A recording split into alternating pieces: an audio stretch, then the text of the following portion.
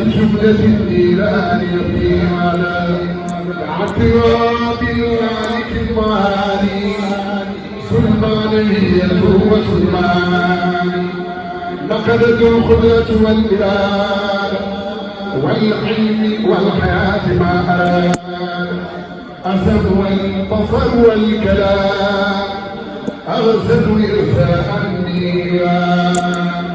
يكابر كي مريد عالم مهدي كل الدين بارد إلي حي وسليم وبزير ذاك عذابه وما له نذير أوهل عين متكلم إلى حي الذي دونت الزائرة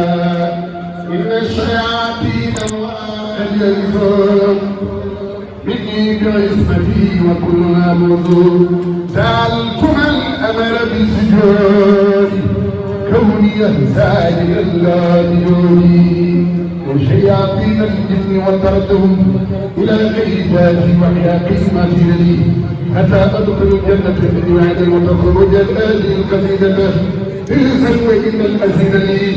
عن كل ما يسوء أو يسد أو يضر أو يمكر أو يفرج أو يستهزئ أبدا آمين يا رب العالمين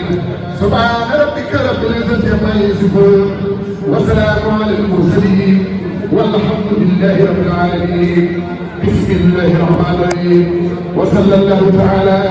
على سيدنا مولانا محمد وعلى آله وصحبه وسلم يوم بهذه الأبيات يأخذ من لا تأخذ ولا تقوم فكان له وطيب له يغلب من له يا ذا الوجود والبخاء والخدم يا ذا المخالفة والسبيل الخدم يا ذا الوجود والبخاء والخدم يا ذا المخالفة والسبيل الخدم يا ذا الخيام أبدا والوداع يا من كتابي إليه مدى لك القدرة والإرادة والعلم والحياة والإفعال وسمي البشر والكلام يا معين بالمنتهى آلامي إنك قادر مريد عالم حي سميع زاد المذالم